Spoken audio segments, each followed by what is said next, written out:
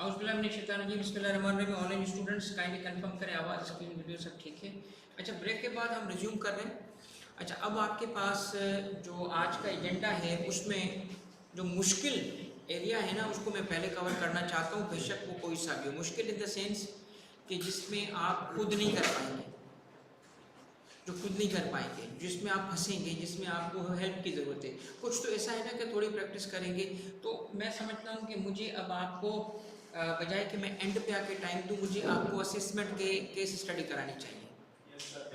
मैं समझता हूँ कि अब ये वो एरिया है जिसमें आपको मैं हेल्प कर पाऊँगा अच्छी तरीके से। हाँ, सैलरी की प्रैक्टिस भी करनी चाहिए, मगर वो खुद कर लोगे, वो इतना मुश्किल नहीं है। तो आपको मैं कुछ केस स्टडी सवाल कराना चाहता हूँ रिटर्न और असेसमेंट पे। कुछ है आइडिया तो बता दो जहाँ पे हो। हाँ बेटा, हाँ जी, हाँ जी, बिल्कुल बिल्कुल, जी जी बेटा, कोई है तो मुझे बता दें। ओके, देखिए असेसमेंट पे और रिटर्न पे जो केस स्टडी बनती हैं, जो न्यूमेरिकल बेस्ड सवाल बनता है, ये थोड़ा सा मुश्किल होता है। तो इसमें दो तीन चीज़ें आपको सीखने को भी मिल जाएंगी। एक आपको थोड़ा ड्राफ्टिंग लिखने का तरीका भी मिल जाएगा कि कैसे लिखते हैं, कौन सी चीज़ें किस तरीके से पूछी जाती हैं। और दूसरा, अब इस दफ़ा इस एरिया के वेटेज को बढ़ा दिया गया है।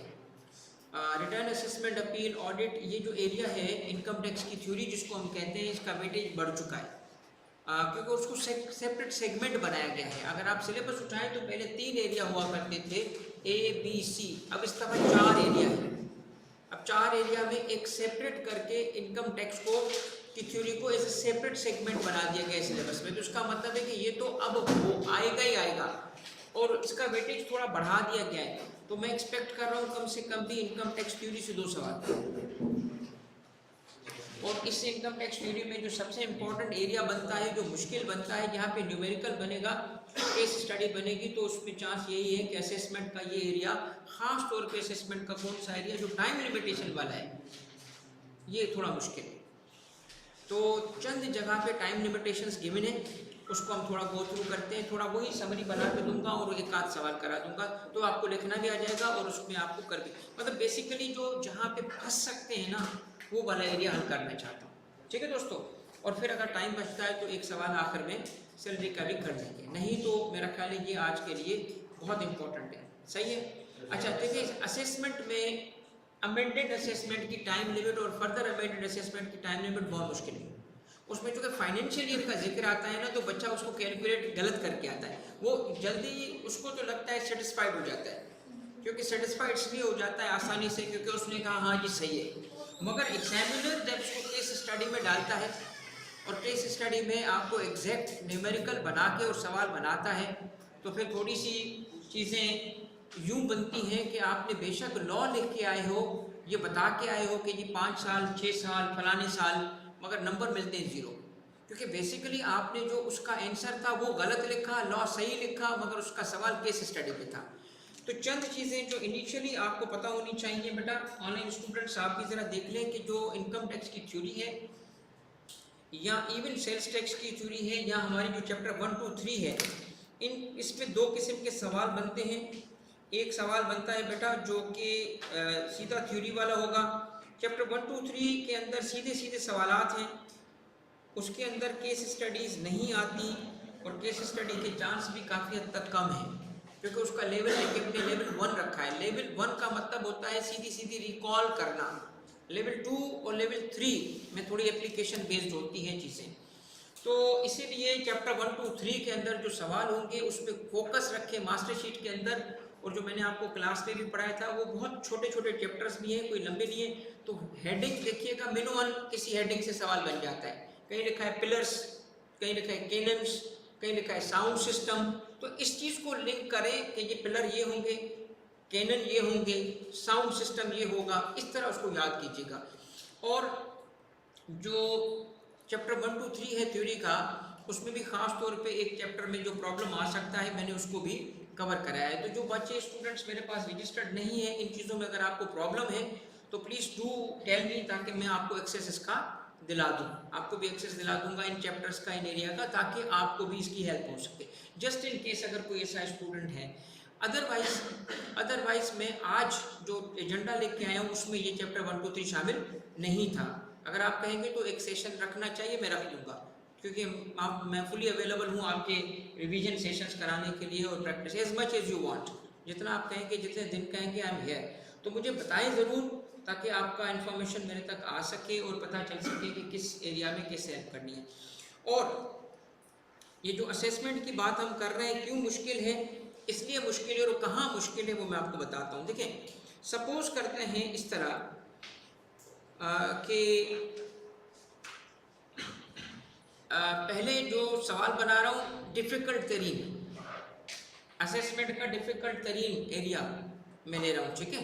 तो थोड़ी सी ये केस स्टडी लिख लें, फिर उस केस स्टडी को हम चेंज कर करके अलग अलग केसेस करके कवर करेंगे, ठीक है। तो पहले डिफ़िकल्ट फिर इजी से डिफ़िकल्ट की तरफ में नहीं जा रहा। अगर इनकम टैक्स थ्योरी का मुश्किल तरीन सवाल बन सकता है तो वो ये है, ठीक है। क्या होगा, आए बेटा जरा इसको थोड़ा सा इसको लिख लें तो आसानी होगी आपके लिए।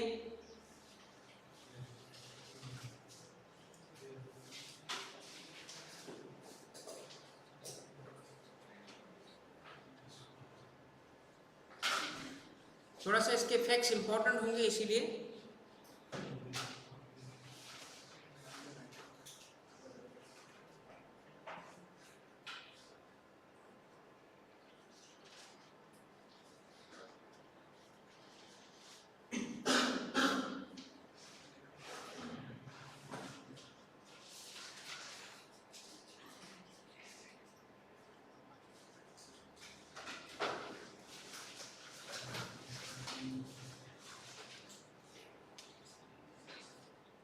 जी बेटा, मैं शेयर कर दूंगा, आपको नोट्स भी शेयर कर दूंगा। अच्छा, मुझे ये बताइए, और बल्कि मुझे अगर ये आपको बताना ज़रूरी है कि अगर आप रजिस्टर्ड स्टूडेंट्स नहीं हैं तो जिस ग्रुप में आप हैं उसकी मुझे पिक्चर भेज दें, ताकि उस ग्रुप में शेयर करा दूँ। काफ़ी सारे ग्रुप बने होते हैं, या मैं कहूँगा इसको अपने स्टाफ को, अवेश को और बाकी लोगों को, कि सारे ग्रुपों में नोट्स और लिंक शेयर कर दें ताकि सब बच्चों तक पहुँच जाए, ठीक है। अच्छा दोस्तों, ये है कि फॉर टैक्स ईयर 2023 एक्सपाइल्ड रिटर्न ऑफ इनकम, साल का इसने रिटर्न फाइल किया, which was covered under self assessment.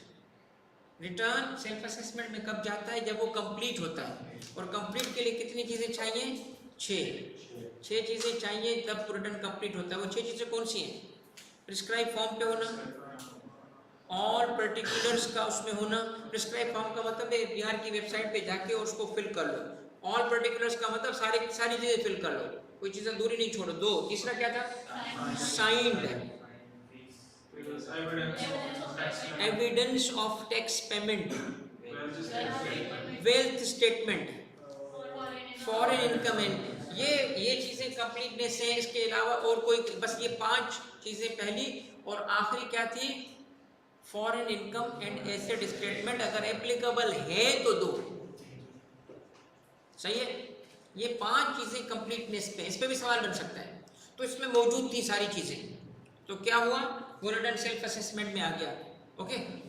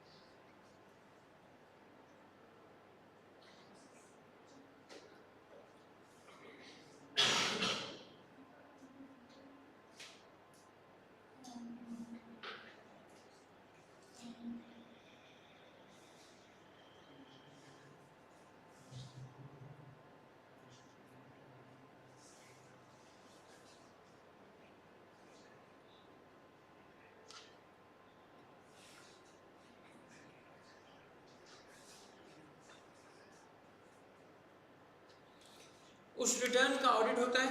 After conducting audit, commissioner and revenue CIR found definite information which showed that Mr. X had not declared 4 million in his return of income. Return file होता है, return के बाद audit होता है, पता चलता है 4 million उसने अपनी इनकम में डिक्लेयर नहीं किए। अब आपसे सवाल पूछता हूँ, अमेंडमेंट और फर्दर अमेंडमेंट की 5 केसेस कौन सी हैं? Income has escaped assessment, income has been under assessed, excessive relief, excessive refund, lower rate and misclassification. तो एक्सेसिव रिलीफ और रिफंड एक काउंट करेंगे क्योंकि सेम लाइन है, तो 5 हो जाएंगे वरना 6 हो जाएंगे। तो लेट्स रिकॉल 6। आपसे सवाल ये है, अमेंडमेंट और फर्दर अमेंडमेंट कमिश्नर कर सकता है? यस। मैं भी एक कॉन्सेप्ट भी दूंगा, मैं केस स्टडी लिख रहा हूँ, जिसने नहीं पढ़ा टेंशन ना ले, मैं पढ़ाऊंगा आपको। मैं एक ऐसा चार्ट बनाऊंगा इंशाल्लाह कि आपका ये टॉपिक भी कवर हो जाएगा, असेसमेंट भी कवर हो जाएगा आपका। मगर मैं चाहता हूँ पहले थोड़ा आपको कॉन्टेक्स्ट बताऊं कि सवाल कैसे बनेगा केस स्टडी। सवाल ऐसे बनेगा कि पूरा सिनारियो दे देगा। ओके, अब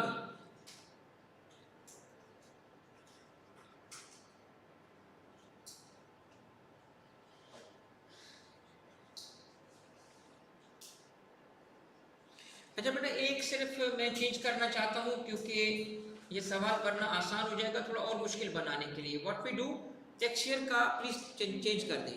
टैक्स ईयर में थोड़ा और पीछे लेके जाना चाहता हूँ। टैक्स ईयर को कर दो 20, टैक्स ईयर 20 कर दो बेटा, 23 की बजाय 20 कर दो, 0 कर दो इसको, ताकि और ये मुश्किल हो जाएगा। वो क्यों? क्योंकि अभी आपको पता चलेगा। ठीक है, अब ऑन सपोज करते हैं on 2nd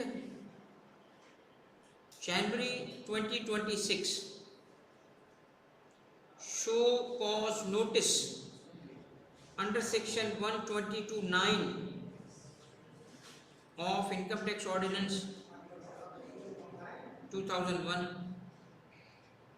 was issued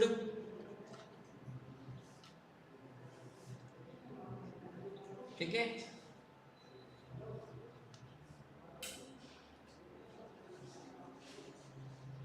Taxpayer filed reply contesting that rupees 4 million was not his income,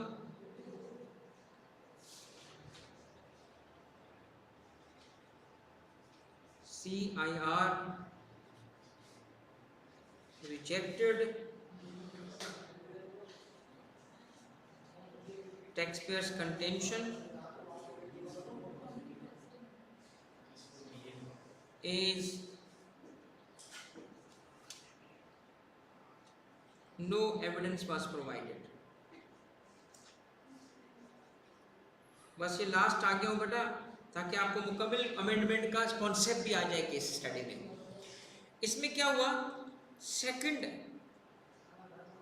जनवरी 26 पे इसको नोटिस दिया जाता है, शो कॉज नोटिस। अब देखिए क्या क्या हुआ है, स्टेप्स देखिए, कॉन्सेप्ट बनाए पहले। अमेंडमेंट का सवाल बनेगा, मुश्किल क्यों होगा? क्योंकि उसमें सारी चीजें शामिल है। रिटर्न फाइल हुआ, कंप्लीट था, सेल्फ असेसमेंट हो गई, ऑडिट हो रहा है, ऑडिट में एविडेंस मिल गया कि जी ये इसने टैक्स सही नहीं दिया, शो कॉज नोटिस इशू हो रहा है। यही तो सारा चैप्टर, 2 चैप्टर तो यही है, इन्हीं चीजों को तो मिला के सवाल बना रहे हैं। ओके, अब क्या हुआ, शो कॉज नोटिस हुआ कि तुमने ये जो इनकम शो नहीं की, उसका जवाब आया, रिप्लाई आया। रिप्लाई में उसने कहा नहीं नहीं ये मेरी इनकम ही नहीं है। मगर कमिश्नर ने कहा इनकम नहीं है, सबूत दो। सबूत नहीं दिया। भाई लोन है, किसने दिया? किसी और के पैसे हैं, किसने दिए? वो प्रूफ ही नहीं है। तो कमिश्नर ने उसका रिजेक्ट करके इनकम बना के ऑर्डर पास कर दिया। No evidence was provided. ठीक है, तो CIR passed amended assessment order।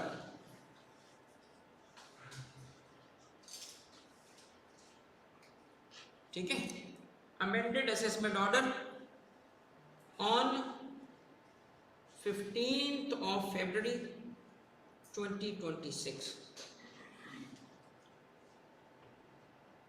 वैसे लिखना तो 14 चाहिए, 14 फरवरी को, बट मैं 15 कर रहा हूँ, ठीक है ना, उस दिन उसको गम नहीं देना चाहिए ना 14 को, ये 15 इसलिए लिखा है, ठीक है।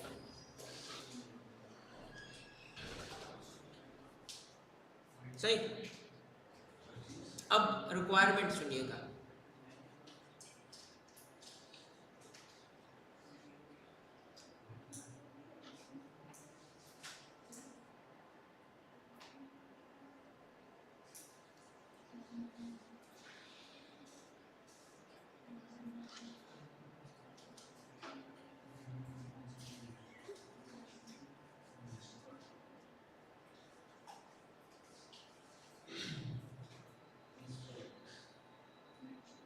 अब बेटा इसमें मैंने काफ़ी कनेक्शंस बना दिए, सारी तकरीबन कनेक्शंस बना के सवाल बनाया है। रिक्वायरमेंट को समझे तो मैं आपको आके थोड़ी सी मेंटल क्लैरिटी दे देता हूँ, फिर इसको अटेम्प्ट करते हैं। देखिए अगर तो सवाल ऐसा आया, यानी इसी लैंग्वेज में इसी तरीके का, तो थ्योरी को आपने पढ़ा होता है, ड्राफ्टिंग कैसे करेंगे उसको लिंक कर रहा हूँ। आप गौर से पढ़ेंगे, कहता है mister X has approached you as a tax advisor, ताकि आप क्या कर सकें, इवैल्यूएट करें एंड रेमेडी ढूंढें सिचुएशन की। ये भी आपको कह सकता है, इसको अल्फाज तो डिफरेंट होंगे, आगे पीछे होंगे, एज टैक्स एडवाइजर इस सिचुएशन के बारे में बताएं क्या होगा, कॉन्सिक्वेंस क्या है, कॉस्ट क्या है, इस किस्म की चीज़ें होंगी। Now let me explain certain things for then मैं इसको आपको आंसर करता हूँ। ये जवाब देखिए ना, जहाँ पे सवाल आएगा सीधा मुझे पता है तुम लिख लोगे, जहाँ पे कनेक्शंस बना के कोई केस देके और थोड़ा ओपिनियन बेस्ड बनाएगा ना, वहाँ फंसोगे। और जिसमें सबसे ज़्यादा फंसोगे वो भी मैं आपके सामने लाया हूँ, जिसमें कुछ टाइम कैलकुलेशंस भी करनी पड़ती है। एक चीज़ मैंने इसमें नहीं बताई, अज्यूम की है, एक चीज़ मैंने इसमें अज्यूम की है, वो भी मैंने इंटेंशनली किया है। ये केस मैंने आपके लिए, जब मैं इस सेशन के लिए तैयारी कर रहा था, तैयारी तो ऑब्वियसली मैं अल्हम्दुलिल्लाह 20 साल से टैक्स एडमिनिस्ट्रेशन में हूँ और कम से कम 19 साल से मैं पढ़ा रहा हूँ, तो ये नहीं होता कि बैठ के मेरी तैयारी यूँ हो, अल्हम्दुलिल्लाह मेरी तैयारी इधर चल रही होती है। तो मैंने कहा यार ये इससे कनेक्ट करूँगा, ये इससे कनेक्ट करूँगा, ये इससे कनेक्ट करूँगा, तो उसमें एक चीज़ मैंने सोची थी, ये नहीं बताऊँगा, अब मैं देखता हूँ तुम पहुँच पा रहे हो कि नहीं पहुँच पा रहे। There is a piece of information which is missing, एक चीज़ मिसिंग है, और अगर किसी ने पढ़ा होगा तो पहुंच जाएगा। इधर से मुझे पता चल जाता है आप लोगों का, ये टेक्निक है मेरी जी, यार ये अच्छा ये पढ़ता है, ये रिवाइज करता है, ओके, यहाँ से मुझे पता चलता है, इसलिए मैं ये टेक्निक अप्लाई करता हूँ। चलिए दोस्तों, अब मुझे बताया, मैंने बताया इसमें क्या क्या कनेक्ट कर दिया है। इसमें मैंने रिटर्न, असेसमेंट और अपील तीनों कनेक्ट कर दिए, कनेक्ट किए हैं। कैसे कनेक्ट किए मैं आपको एक्सप्लेन करता हूँ। सबसे पहली बात आए रिक्वायरमेंट में, पहला सवाल क्या है, दो पार्ट्स हैं इसके, इवैल्यूएट करना कि क्या वो नोटिस और ऑर्डर वैलिड है या इनवैलिड है, और अगर वो वैलिड है तो मुझे रेमेडी बताओ, अगर वो इनवैलिड है तो भी रेमेडी बताओ। रेमेडी का मतलब क्या है, 4 मिलियन को वो नई इनकम को ऐड करके टैक्स कर चुका है, और अगर मैं ऐसे ही 35% का रेट ले लूं, बल्कि चूंकि बिजनेस इनकम है इसकी, तो 35 नहीं, इसका तो 45% रेट होगा। तो सपोज करें मैं ऐसे ही फिर भी 4 मिलियन पे 35% का रेट लगाऊं तो 14 लाख रुपए, 1.4 मिलियन का टैक्स लग चुका है इस पे। जब ऑर्डर पास होता है तो टैक्स लग जाता है। अब उस टैक्स को कैसे खत्म कराना होगा, आपके नाम मानने से वो खत्म नहीं होता। जब एक ऑर्डर पास हो गया तो ऑर्डर को खत्म कैसे करते हैं, रेमेडी क्या है, अपील, अपील।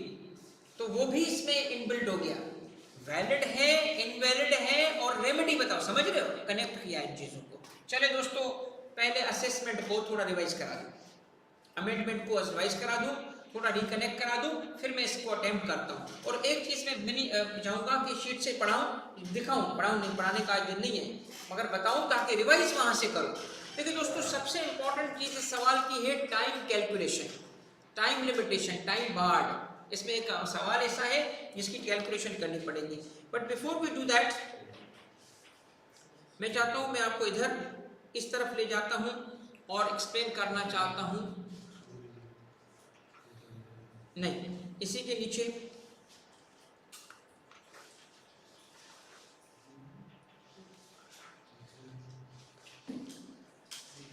ओके। अच्छा दोस्तों, सारा का सारा इनकम टैक्स का थ्योरी का पोर्शन कनेक्टेड है, एक दूसरे से ही निकलता है। सबसे पहले आपको थ्योरी रिवाइज करते वक्त रिटर्न को रिवाइज करना चाहिए, फिर असेसमेंट को रिवाइज करना चाहिए, फिर अपील को रिवाइज करना चाहिए, ये ऑर्डर होना चाहिए। अच्छा, अब हम आते हैं असेसमेंट की तरफ। तो सबसे पहले आप सबको पता होना चाहिए एक कॉन्सेप्ट जिसको कहते हैं ओरिजिनल असेसमेंट। ओरिजिनल असेसमेंट का आपको कॉन्सेप्ट पता होना चाहिए। हर टैक्स पेयर का साल में जब टैक्स निकालना होता है तो फॉर द फर्स्ट टाइम जब उसकी असेसमेंट, देखिए असेसमेंट पहले सुने किसको कहते हैं, साल में किसी की इनकम कितनी है, टैक्स कितना है, इसको डिटरमिन करने को असेसमेंट कहते हैं। इन अदर वर्ड्स असेसमेंट एक प्रोसेस को कहते हैं। इन अदर वर्ड्स असेसमेंट क्या है, एक प्रोसेस है। जिस प्रोसेस का नतीजा क्या निकलता है, दो चीजें, टैक्सेबल इनकम और टैक्स लायबिलिटी, ये दो उस बंदे की डिटरमिन हो जाती है फॉर द ईयर, डिटरमिन्ड हो जाती है कि इसने कितना टैक्स देना है। तो इन अदर वर्ड्स इस प्रोसेस के थ्रू पता चलता है कि इस पे कितना टैक्स है। तो it is a process through which taxable income and tax liability for the tax year is determined. ये असेसमेंट का काम है। ओके, इस असेसमेंट में पहला कॉन्सेप्ट क्या है, ओरिजिनल असेसमेंट का। ओरिजिनल असेसमेंट इसलिए कि टैक्स पेयर की पहले असेसमेंट यहीं से होती है, और ओरिजिनल असेसमेंट दो में से एक होगा। इसका मतलब उसको दो रास्ते मिलेंगे, एक अपना सकता है, दोनों नहीं अपना सकता। फर्स्ट को कहते हैं सेल्फ असेसमेंट। सेल्फ असेसमेंट का मतलब है जो उसने रिटर्न फाइल किया, उस रिटर्न पे जो कुछ लिखा था, रिटर्न फाइल किया, बस उसमें एक चीज चेक होनी चाहिए। क्या चेक होनी चाहिए कि रिटर्न क्या था, कंप्लीट था। रिटर्न क्या था, कंप्लीट था, बस ये चेक होनी चाहिए। ये अगर हो गई तो फिर ऐसे केस में उस रिटर्न पे बताई गई टैक्सेबल इनकम और उस पे बताई गई टैक्स लायबिलिटी डिटरमिन हो जाएगी और वही मानी जाएगी कि साल के लिए वो फिगर सही है। तो चूंकि रिटर्न किसने बनाया, टैक्स पेयर ने खुद, तो उसी की बात को असेस समझा गया। इसीलिए इस सिस्टम को क्या कहते हैं, सेल्फ असेसमेंट। यानी कि अगर किसी ने क्या फाइल किया हो, सेल्फ असेसमेंट का मतलब क्या है कि टैक्स पेयर जब कंप्लीट रिटर्न फाइल करता है तो उसकी असेसमेंट हो जाती है, उसकी बताई हुई फिगर फाइनल हो जाती है। मगर अगर वो रिटर्न फाइल नहीं करता, दो रीजन होती हैं, ठीक है, कि उसने रिटर्न फाइल नहीं किया। रिटर्न कौन सा, कोई सा भी रिटर्न नॉट फाइल्ड। अब ये नॉट फाइल्ड में पहला होता है नॉर्मल रिटर्न, वो फाइल नहीं किया। शिप और एयरक्राफ्ट ओनर वाला रिटर्न फाइल नहीं किया, वेल्थ स्टेटमेंट फाइल नहीं की, ये सब रिटर्न का हिस्सा होती है।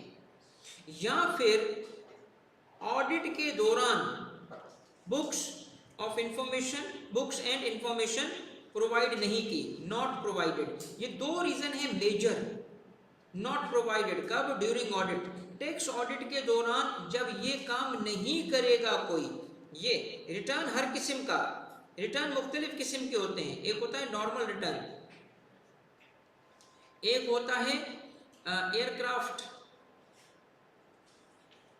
और शिप के ओनर का या चार्टरर का रिटर्न, एक होता है डिसकंटिन्यूड बिजनेस का रिटर्न।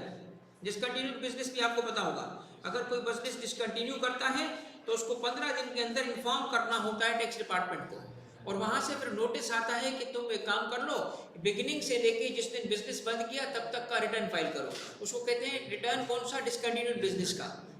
और फिर इसके अलावा एक और भी है, और वो वेल्थ स्टेटमेंट। ये जरा गिने, 1 2 3 4 और 5वां रीजन क्या है, बुक्स या इंफॉर्मेशन ना देना। मगर पहला रीजन में सब में रिटर्न ही था, रिटर्न ही है, रिटर्न या उसका कोई पार्ट, वेल्थ। और दूसरा, इसका मतलब दो रीजंस खास तौर पे अगर आप समझे तो एक रिटर्न का ना फाइल होना और दूसरा इंफॉर्मेशन का ऑडिट के दौरान, बुक्स और पेपर्स का ऑडिट के दौरान प्रोवाइड ना करना।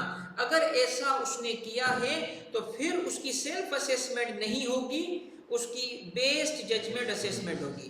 बेस्ड जजमेंट असेसमेंट का मतलब क्या है कि अब कमिश्नर खुद उसकी असेसमेंट करता है। इसका मतलब है इन दोनों रास्तों में से किस रास्ते से गुजरना है उसकी मर्जी। रिटर्न फाइल करेगा तो किस रास्ते से गुजरेगा, सेल्फ असेसमेंट से। रिटर्न फाइल नहीं करेगा तो कमिश्नर उसकी, जो इसका मतलब ये दो डोर है, दिस इज डोर नंबर 1, इधर से भी आ सकता है, दिस इज डोर नंबर 2, इधर से भी आ सकता है। फर्क क्या है, एक में वो खुद असेसमेंट कर रहा है और यहाँ अजम्पशन हो जाती है। अजम्पशन क्या हो जाती है, डीम हो जाता है क्या कि असेसमेंट हो गई, असेसमेंट हो गई, किसने की, कमिश्नर ने की। एक्चुअल या डीम्ड, कमिश्नर डीम हो गया कि उसने असेसमेंट कर ली है इसकी, कितने अमाउंट्स की, टैक्सेबल इनकम क्या, टैक्स लायबिलिटी क्या, वही जो रिटर्न पे होगी। और रिटर्न का स्टेटस क्या होता है ये भी याद रखना, एक कंप्लीट रिटर्न का स्टेटस होता है कि उसका हम दूसरा नाम भी बोल सकते हैं, और दूसरा नाम क्या है, deemed assessment order. Assessment order इसलिए कि ऑर्डर इसको इसलिए बोलते हैं क्योंकि उससे पता चलता है। अब मैं आपसे बात पूछूं, इलेक्ट्रिसिटी कितनी यूज करते हैं हम, कैसे मेजर करते हैं, मीटर से।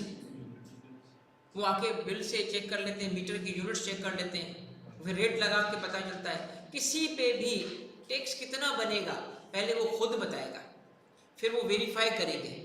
तो कह रहे हैं हम वेरीफाई नहीं करेंगे, बस आप एक काम कर लो, हम नहीं वेरीफाई करेंगे, जो बोलोगे उसी को हम असेस मानेंगे।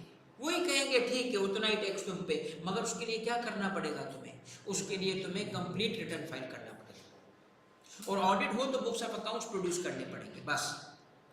अब अगर रिटर्न फाइल नहीं करोगे कोई सा भी, या ऑडिट के दौरान बुक्स ऑफ अकाउंट्स नहीं दोगे, तो फिर ऐसे केस में असेसमेंट वो खुद करेंगे, और उसका नाम क्या होगा, बेस्ड जजमेंट असेसमेंट। इन दोनों को एक साथ नहीं कर सकते हम, दोनों में से किसी एक से गुजर के और साल की इनकम को और साल के टैक्स को डिटरमिन किया जाता है। क्लियर? इसीलिए इन दोनों का नाम क्या है बताओ, ओरिजिनल असेसमेंट। नाउ पहला पॉइंट रिमेंबर आ गया आपका, पॉइंट रिमेंबर क्या है, ओरिजिनल असेसमेंट में कौन कौन सी असेसमेंट आती है। Number 1 self assessment, number 2 best judgement assessment. Self assessment की डिटेल क्या है, what is the precondition, return का फाइल करना। कौन सा रिटर्न, कंप्लीट। कंप्लीट रिटर्न का स्टेटस क्या है, वो डीम्ड असेसमेंट ऑर्डर है। क्या मतलब, जो उसके अंदर बताई गई टैक्सेबल इनकम है और जो टैक्स लायबिलिटी है वो ही फाइनल समझी जाएगी। मगर रिटर्न नहीं फाइल करेगा, ऑडिट में बुक्स ऑफ अकाउंट्स नहीं देगा, तो रिटर्न कैंसिल और कमिश्नर खुद असेसमेंट करेगा। कौन सी, बेस्ड जजमेंट। सुने, बेस्ड जजमेंट में उसने सबसे पहले क्या करना है, best judgement assessment order pass करेगा। अब कमिश्नर बताएगा कि टैक्स कितना है, अब कमिश्नर बताएगा कि टैक्सेबल इनकम क्या है, मगर उसके लिए वो अवेलेबल इंफॉर्मेशन को यूज करेगा, और इसके लिए वो बेस्ट एफर्ट करके, best of his judgement use करके, तुक्के नहीं, ये ऑर्डर पास करेगा और बताएगा कि इसका टैक्स कितना है। अब मुझे एक बात बताएं, अक्सर बताता हूँ बेटा, डीम्ड असेसमेंट को रिपीट करता हूँ, बिल्कुल करता हूँ। अब मुझे बात बताएं, अब मैं इसी चीज को बड़ा आसान करके लिखना चाहता हूँ, बहुत छोटा करके। असेसमेंट की लेवल 1 कहलाती है ओरिजिनल असेसमेंट, और वो 2 किस्म की है।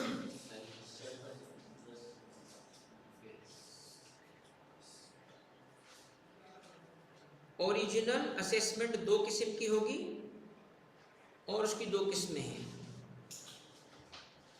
एक कहलाती है सेल्फ असेसमेंट और दूसरी कहलाती है बेस्ड जजमेंट असेसमेंट। चूंकि टैक्स पेयर को साल के लिए पहले इन्हीं से गुजरना पड़ेगा, इन्हीं एक में से एक से, या तो इससे आएगा या तो इससे आएगा, इसीलिए इसका नाम ओरिजिनल है। ओरिजिनल इसलिए कि फर्स्ट टाइम असेसमेंट यहाँ से हो रही है। करेक्ट? ये बेटा आपका पॉइंट 1 क्लियर हो चुका है। सेल्फ असेसमेंट कब होती है, बेस्ड जजमेंट कब होती है, ये अलग डिस्कशन है, मगर जो मैंने आपको मुश्किल सवाल के लिए तैयार करना है उसका मैं लेवल 1 पढ़ा चुका हूँ। लेवल 2 पे आते हैं। अगर सेल्फ असेसमेंट है तो उसमें रिटर्न, इधर रिटर्न होता है, उसी को क्या स्टेटस दिया गया है, रिटर्न को ही हम क्या कहते हैं, डीम्ड असेसमेंट ऑर्डर, इसका मतलब वो अलग से ऑर्डर नहीं है, ये उसी रिटर्न का दूसरा स्टेटस है। और इधर एक एक्चुअल ऑर्डर जिसका नाम क्या होगा, बेस जजमेंट असेसमेंट ऑर्डर, जो अलग से पेजेस होंगे, प्रिंट आउट निकलेगा, लिखा हुआ होगा इसका टैक्स इतना बनता है, क्यों बनता है। इधर कुछ भी नहीं होगा, वही रिटर्न फॉर्म होगा, उसी में पता चलेगा कि टैक्स कितना है। अब दोनों में से जो भी केस हो, अगर पाई गई वो 6 सिचुएशन है, तो उसको चेंज कर सकते हैं फिगर्स को, और उसको चेंज करने के लिए रिक्वायरमेंट क्या है, पहले शो कॉज नोटिस दिया जाएगा और फिर एक ऑर्डर पास किया जाएगा। उस ऑर्डर को कहते हैं अमेंडेड असेसमेंट ऑर्डर। और अमेंडेड असेसमेंट ऑर्डर के लिए कंडीशन क्या है कि इन ओरिजिनल असेसमेंट में कोई सिचुएशन पाई जाए 6 में से एक, और वो 6 में से एक सिचुएशन कौन सी होगी बताएं। Income as escaped assessment, under assessed, low rate, excessive refund, excessive relief और मिसक्लासिफिकेशन। ये होगा तो उसको चेंज करने का राइट है कमिश्नर के पास, मगर वो चेंज करने के लिए क्या करेगा, ऑर्डर पास करेगा। मगर ऑर्डर से पहले क्या करना होगा उसको, ऑर्डर से पहले उसको एक नोटिस देना होगा जिसको शो कॉज कहते हैं। शो कॉज के बगैर ऑर्डर नहीं हो सकता। Show cause opportunity of being heard है, एक चांस है उसकी बात सुनने के लिए। अब ऑर्डर के बाद आखिरी स्टेज कौन सा ऑर्डर था, अमेंडेड असेसमेंट। तो अमेंडेड असेसमेंट को में अगर वो 6 में से एक सिचुएशन पाई जाए तो कौन सी, आपने देखा उसने कहा था 4 मिलियन नहीं बताया, 4 मिलियन को ऐड करके अमेंडेड असेसमेंट पास कर दिया गया, पता चला उसकी 4 नहीं 10 मिलियन और थी, तो फर्दर अमेंड करेंगे उसको। तो फर्दर आखिरी स्टेज क्या कहलाती है बताएं, फर्दर अमेंडेड असेसमेंट ऑर्डर। और इसके लिए भी वही रिक्वायरमेंट है, मगर इन दोनों में दोस्तों एक बात सुने, ये इस तरफ आए। पहली असेसमेंट की स्टेज क्या थी बताएं, ओरिजिनल। दूसरी स्टेज का नाम है अमेंडेड, और तीसरी स्टेज का नाम क्या है, फर्दर अमेंडेड। अब आपको पता है कि फर्दर अमेंडेड के लिए और अमेंडेड के लिए टाइम लिमिट्स हैं, अगर वो लिमिट गुजर गई होंगी तो वो वैलिड नहीं है। ये टॉपिक है, आप तो कॉन्सेप्ट समझने में फंसे हुए होते हो, एग्जामिनर की ओर ऐसी चीज पूछता है जहां पहुंच ही नहीं पाते। That is why it's a very difficult topic. इसीलिए मैंने केस वो बनाया जो डिफिकल्ट चीज पे था, calculation of days, calculation of time, difficult तरीन चीज है। हाथ उठा लेता है बच्चा, जो भी लिख के आता है वो अमेंडमेंट लिख के आता है, उसने तो पूछा नहीं अमेंडमेंट, वो कहता है वैलिड है कि इनवैलिड है, तुम बता रहे हो अमेंडमेंट कर सकता है नहीं कर सकता। ओ भाई कर सकता है नहीं कर सकता है, इस केस में बताओ क्या हुआ, ये अमेंडमेंट कर चुका है, वैलिड है कि इनवैलिड है। ये जो मैंने सवाल बनाया ना, इजी सवाल नहीं है। आप इसके अंदर अमेंडमेंट और फर्दर अमेंडमेंट लिख के 0 नंबर मिलेंगे। अमेंडमेंट थोड़ी पूछी उसने, कह रहा है क्या करो, इवैल्यूएट, वो तो किया ही नहीं आपने, रेमेडी दी नहीं, 0 नंबर। अमेंडमेंट लिख के आने से नहीं मिलेगी। इसका मतलब है, अब मैं आपको दे रहा हूं लेसन नंबर 1, ड्राफ्टिंग में जब तक आप लीगल प्रॉब्लम आइडेंटिफाई नहीं करोगे नंबर नहीं मिलेंगे। केस स्टडी में सबसे ज्यादा नंबर लूज करने की वजह है थ्योरी लिख के आना। वो केस पूछ रहा है, आप थ्योरी लिख के आ रहे हो। ये बिल्कुल ऐसे है जैसे डॉक्टर के पास जाओ, डॉक्टर साहब मुझे पाँव में दर्द है, डॉक्टर साहब कहे रुको मेडिसिन की किताब है मेरे पास, और डॉक्टर मेडिसिन की किताब पढ़ के बताए पाँव में दर्द क्यों होता है। ओ बट डॉक्टर इसको छोड़, पाँव का दर्द ठीक कर, नहीं तुम्हारा ही दर्द साफ हो रहा है, ये देखो मैं कानून पढ़ रहा हूँ तेरे लिए। तो कहेगा अच्छा यार मैं किसी और के पास जाता हूँ। तो एग्जामिनर की भी यही फीलिंग होती है, कहता मैंने पूछा इससे जजमेंट दो, इसको मैं मुफ्ती बना के फतवा दिला रहा हूँ और ये भाई बच्चों वाली बातें कर रहे हैं, तो कोई नंबर नहीं मिलेंगे आपको। प्लीज इस आप जिसको कहा जाता है ना फूल्स वर्ल्ड से निकल आओ कि लॉ लिखने से नंबर मिलेंगे। केस स्टडी में you have to have courage. मैं आपको एक बता रहा हूँ, हिम्मत रखना, डरना नहीं वहां पे, क्योंकि करेज में गलत भी लिख के आओगे ना, रीजनिंग करोगे, वो नंबर देगा। रियल लाइफ में ये आपके एग्जामिनर है ना बेटा, हमारे दोस्त भी होते हैं, टैक्स एडवाइजरी करते हैं वो, तो हमें पता है माइंडसेट क्या होता है। ये ना समझना कि कोई मुझे न्यूज़ देता है, ऐसा नहीं है।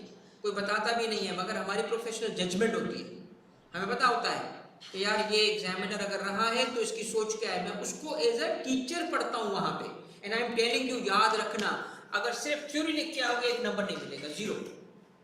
आप फिर क्या फील करते हो, सर मेरा जवाब तो परफेक्ट था, फेल क्यों हुआ? ओ भाई आपका जवाब परफेक्ट था उस सवाल के लिए जो तुमने बनाया, तो नंबर भी खुद दो, वो क्यों दे? उसके सवाल के जवाब तो लिखा नहीं, उसका सवाल। तो केस स्टडीज में याद रखिएगा, आइडेंटिफाई क्या करेंगे, व्हाट इज द प्रॉब्लम, जिसको हम कहते हैं लीगल प्रॉब्लम। इस केस स्टडी में व्हाट वाज द प्रॉब्लम? जिसने भी इसमें असेसमेंट लिखा, अमेंडेड लिखा, 0 नंबर नहीं मिलेंगे। वो पूछ ही नहीं रहा what is the legal problem. Legal problem ये है कि कमिश्नर ने ऑर्डर पास किया, वो वैलिड है या कैसे पता चलेगा? देखना पड़ेगा ना, उसके फैक्ट्स से निकालेंगे ना।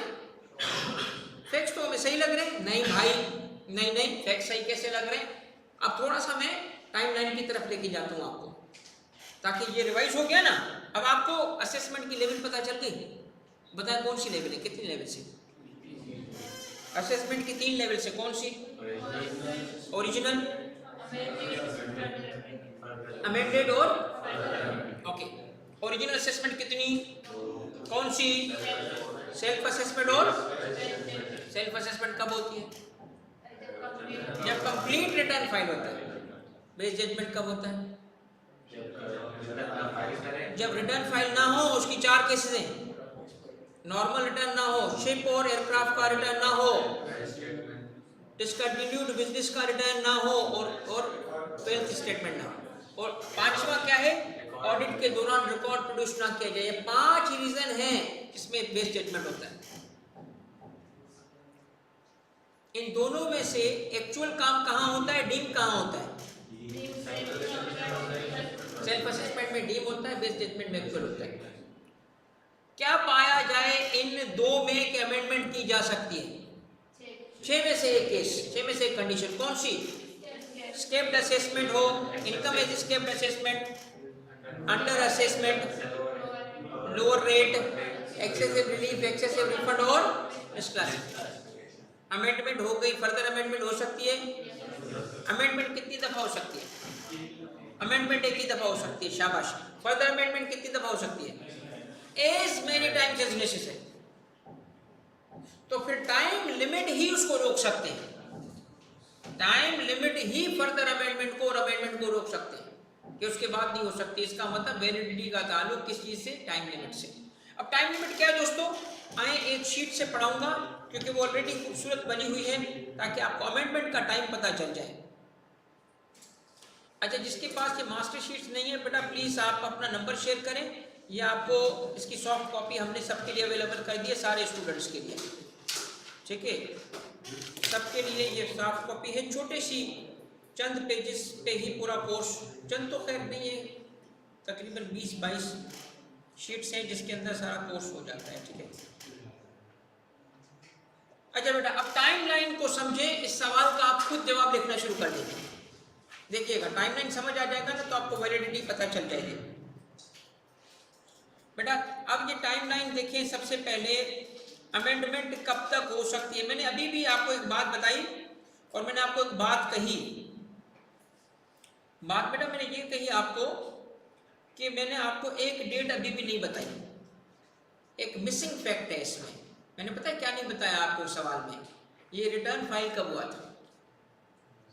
चेक करें, आपको सवाल लिखवाया ना, इसमें गिवन नहीं है रिटर्न कब फाइल हुआ, क्योंकि डीम्ड असेसमेंट में डेट ऑफ असेसमेंट इंपॉर्टेंट होता है। अब सुन लें, बहुत तवज्जो से सुन लें। अगर सवाल बनता है अमेंडेड असेसमेंट की टाइमिंग पे, अगर सवाल बनता है फर्दर अमेंडमेंट की टाइम पे, तो सबसे पहले आपको डेट पता होनी चाहिए उस ओरिजिनल ऑर्डर की। सर ओरिजिनल ऑर्डर कौन सा? Original assessment order. मुझे पता है कितने ओरिजिनल असेसमेंट ऑर्डर होते हैं? 2। एक कौन सा? डीम्ड असेसमेंट ऑर्डर यानी रिटर्न, और दूसरा कौन सा है? Best judgement. तो सवाल में तो डेट ही गिवन नहीं है, अज्यूम नहीं करेंगे, यू शुड नो, क्योंकि तुम्हें पता है, रिटर्न में तुमने पढ़ा है कि ड्यू डेट क्या होती है। कितनी होती है, ये अज्यूम नहीं किया, लिंक किया है मैंने उसको, वहां से डेटा नहीं दिया। तो सुन लो, अगर वो रिटर्न इंडिविजुअल का है तो 30 सितंबर उसकी डेट है, तो हम लेंगे डेट 30 सितंबर की। कौन सी 30 सितंबर? जो ईयर एंड के बाद आ रही है। आपके सवाल में अब जरा रफ पेज निकाले, वर्किंग भी करें ताकि साथ साथ वर्किंग हो जाएगी, फिर आपका सवाल का करेक्ट जवाब निकल आएगा बेटा। अब आपने क्या करना है, सबसे पहले इसको देखते हुए अपने केस स्टडी की न्यूमेरिकली वर्किंग करनी है। हमारा टेक्सचर कौन सा है सवाल में? 20। याद रखिएगा टेक्सचर 20 दिया हमने। यहां देखें, ये टेक्सचर 19 का एग्जाम्पल दिया गया है इस केस स्टडी में। हाँ बेटा, कहाँ पे? कहाँ पे? वो मैं आता हूँ, उसके सवाल की तरफ आता हूँ, मगर अभी लॉजिक समझो पहले। इधर मैं आता हूँ, अगर उसमें कोई चेंज करना होगा मैं आपको करके दूंगा, मगर पहले आप लॉजिक समझो। लुक एट दिस बेटा, टेक्सचर 26 होगा बेटा, रिक्वायरमेंट में तो 26 कर लीजिएगा, कोई टेंशन नहीं है, मगर पहले इसको देखें। मैं आता हूँ क्वेश्चन की तरफ। बेटा देखिए, सबसे पहली बात क्या है, ओरिजिनल असेसमेंट की डेट बताना जरूरी है। अगर आपके पास ओरिजिनल असेसमेंट की डेट नहीं है, आप ये सवाल कर ही नहीं सकते।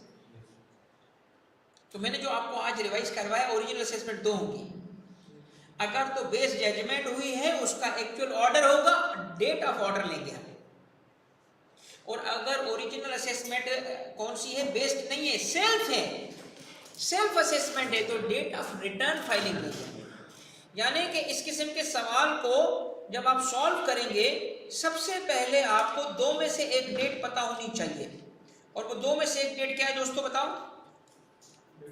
2 में से एक डेट क्या है बताओ यार? उसमें से 2 में से एक डेट है ओरिजिनल असेसमेंट, क्योंकि क्या हो रहा था, एक है डेट, कौन सी डेट?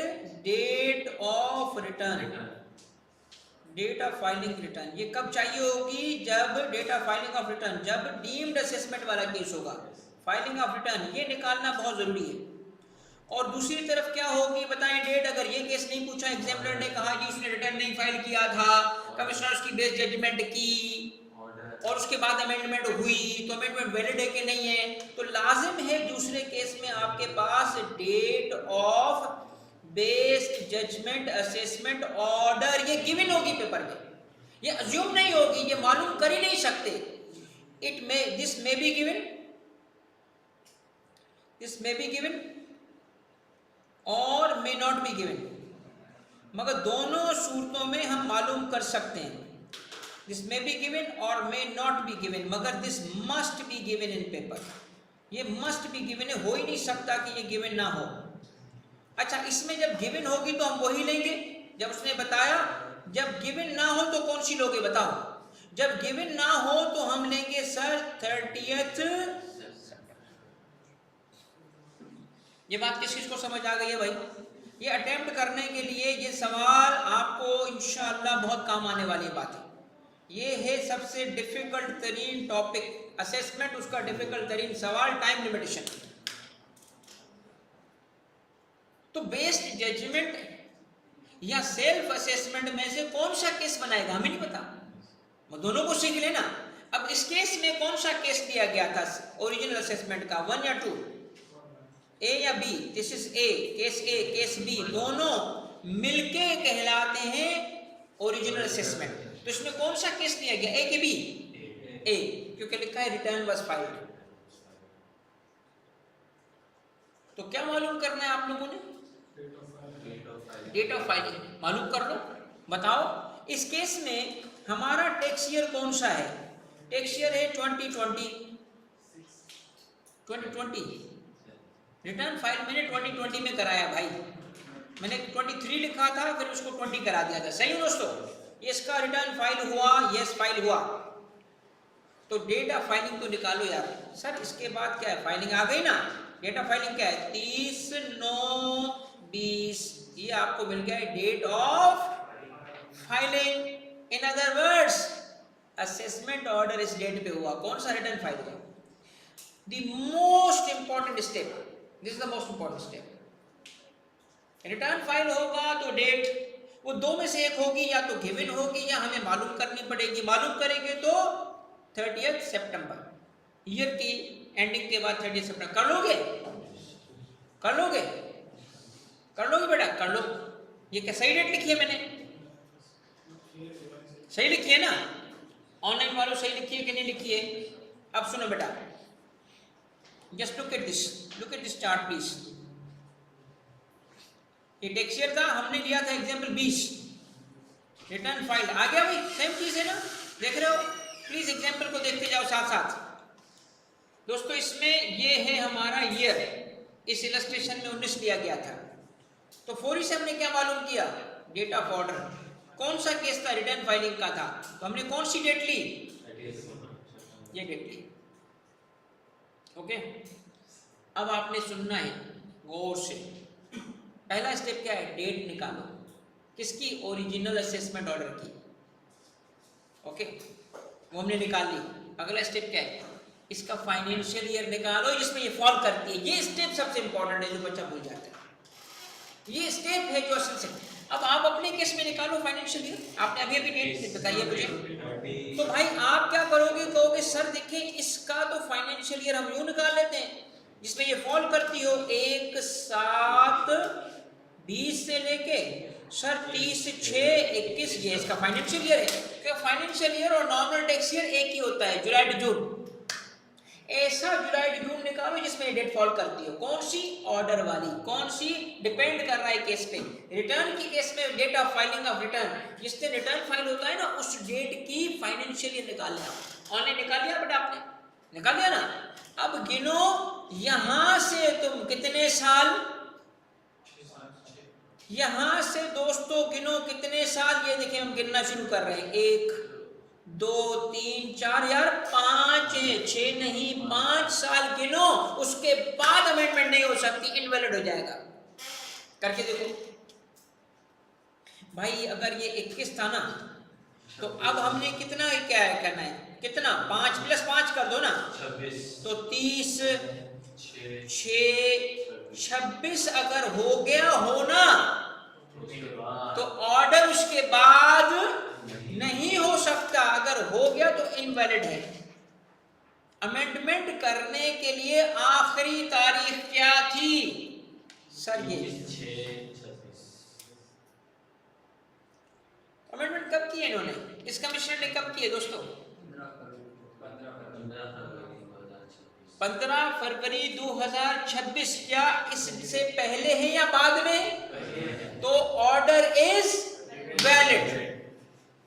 हम इवेल्यूएट कर दिया ना हमने। हम ऐसे लिखेंगे, हम लिखेंगे कि इसमें चूंकि लास्ट डेट कैलकुलेट करेंगे, फॉल कर रही है 30 जून 2026 पे, नोटिस और ऑर्डर उससे पहले हो चुके हैं। Therefore the proceedings, amended assessment की proceedings, the notice and the order are valid. पहले सवाल का जवाब सिर्फ वैलिड लिख के नहीं बताओगे, बैकिंग भी दोगे। How valid? ड्राफ्टिंग का उसूल नंबर 2 सुन लो। पहला क्या था? Identify the problem, legal problem. दूसरा उसूल सुन लो बेटा, लीगल ड्राफ्टिंग का उसूल नंबर 2, जो बात करो उसके पीछे लीगल रीजनिंग करो यार। बोलने से कुछ नहीं होगा, सेक्शन लिखने से, लॉ लिख, रीजनिंग करो। अब मैं आपको बताता हूं मैं इसका जवाब कैसे लिखूंगा। सवाल क्या पूछा गया था? इवेल्युएट करें। अब इसका जवाब मैं ज़बानी तौर पे बता रहा हूँ, लेक्चर वैसे भी रिकॉर्ड हो रहा है, तो आप उसको सुन के थोड़ी ड्राफ्टिंग भी करना, क्योंकि हमारे पास टाइम की कमी है, तो मैं इसलिए इसको लिख के, आप चाहेंगे मैं लिख के दे दूंगा आपको, एक ड्राफ्ट भेज दूंगा आप लोगों को घर पे, आप उसको देख लेना, कब मैच कर लेना। मगर मैं इसका जवाब कैसे लिखूंगा, मैं अब आपको ड्राफ्टिंग सिखा रहा हूँ बेटा। अभी इसका एक पार्ट बाकी है। देखिए सबसे पहले तो इस सवाल के अंदर सुनिएगा, ड्राफ्टिंग के 2 उसूल में बता चुका हूं, अब सुने तीसरा उसूल, ये सारे लिख के दूंगा। जब हम टेक्स्ट के केस स्टडी को अटेम्प्ट करते हैं और केस स्टडी गिवन होती है, तो उसके चंद उसूल हैं, हर एक के अलग नंबर है। नहीं करोगे नंबर लूज कर दोगे। जो सिर्फ लॉ लिख के आए वो अंडा लेके आएंगे, 0।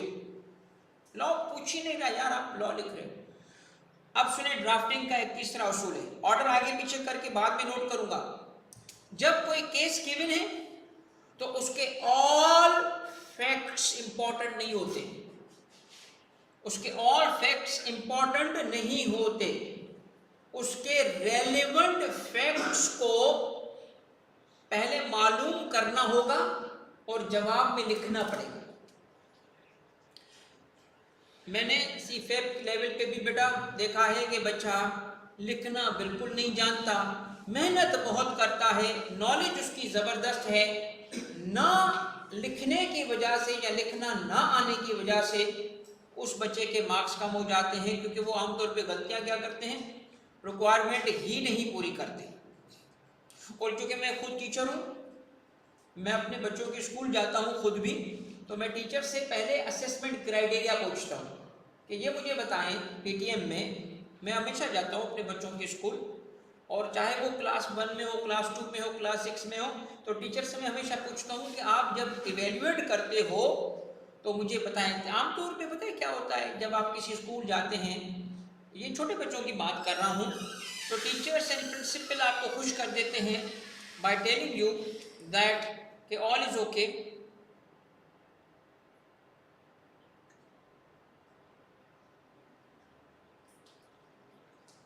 अभी मैं आ जाऊँ, बस एक सेकंड आ रहा हूँ, ये जुमला मुकम्मल करूँ, मैं आ रहा हूँ, ठीक है।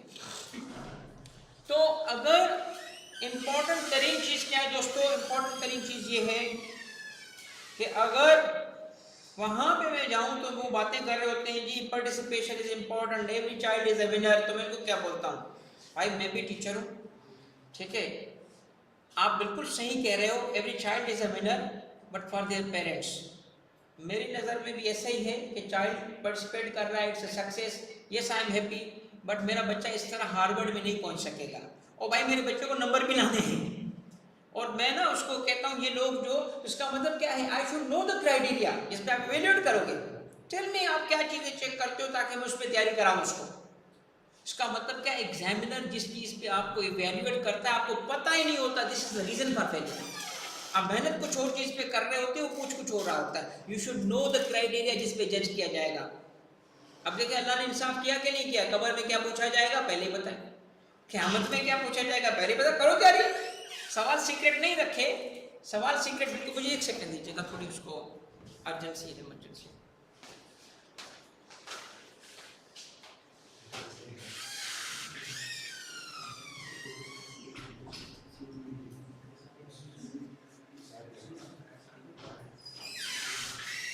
तो इवेल्युएट करने हैं क्राइटेरिया के बगैर हो नहीं सकता।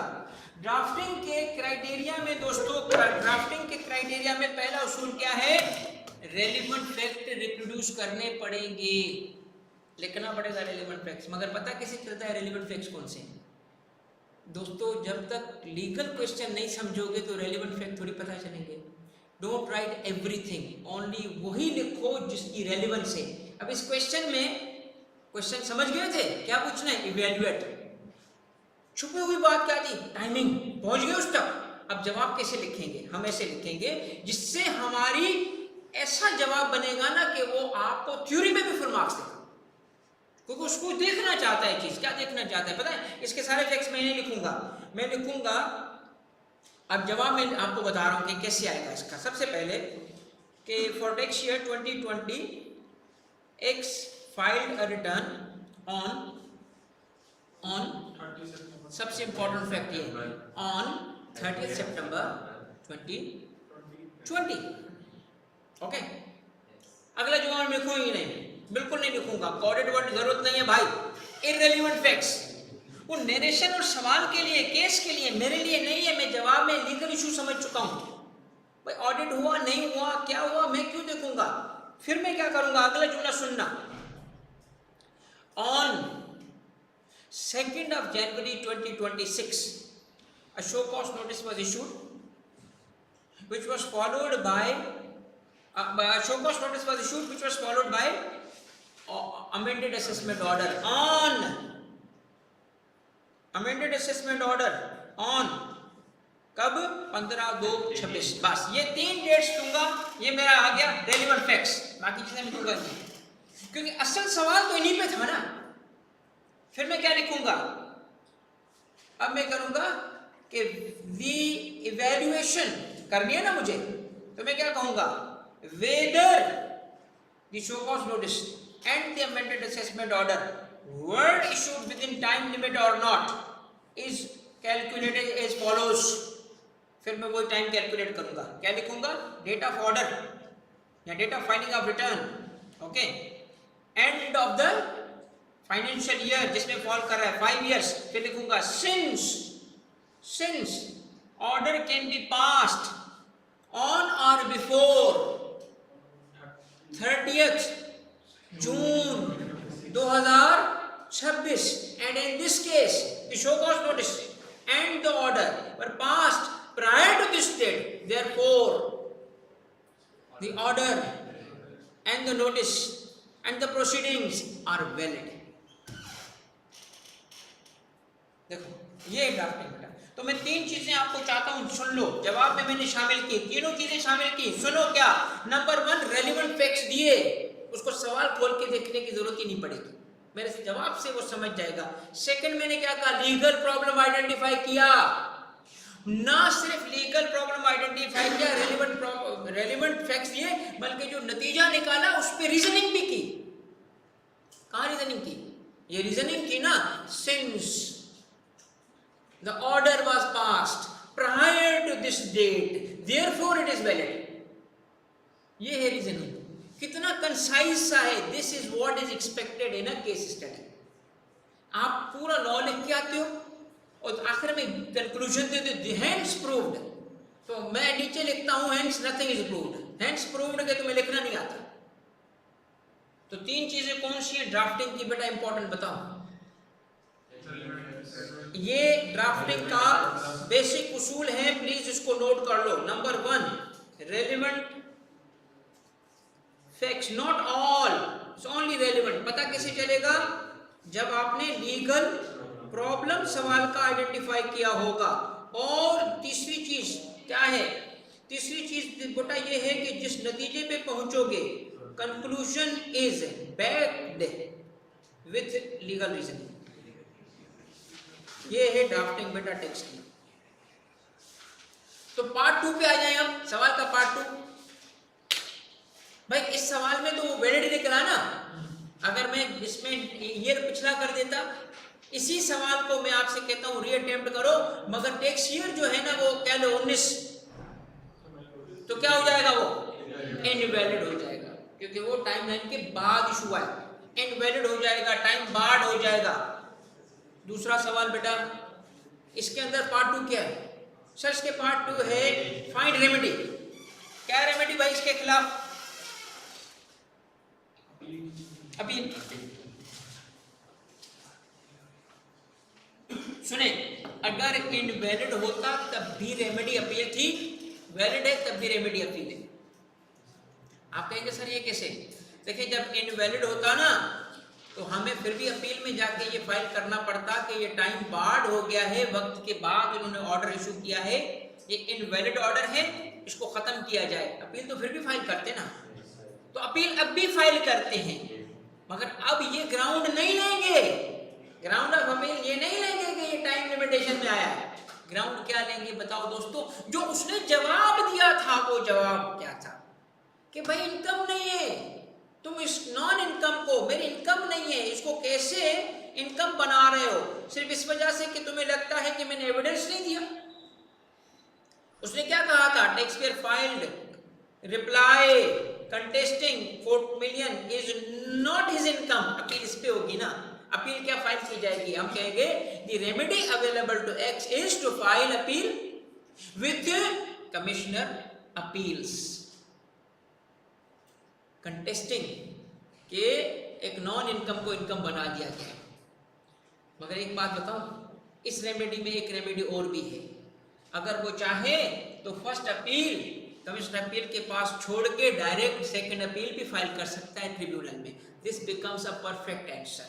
उसके पास रेमेडी क्या है, 2, चाहे तो फर्स्ट अपील कमिश्नर अपील के पास फाइल करे, चाहे तो वो उसको छोड़ के डायरेक्ट ट्रिब्यूनल भी जा सकता है बेटा, ऐसा है क्योंकि आपने पढ़ा है अपील, दैट्स इट, ये है आपका आंसर।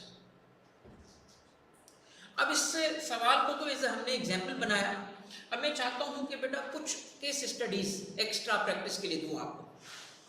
करना चाहोगे, डरोगे तो नहीं? उसमें फर्दर अमेंडमेंट की बहुत मुश्किल होगी, बहुत मुश्किल होगी। तो फर्दर अमेंडमेंट का टाइम मैं पढ़ा देता हूँ ताकि उसको कर सको।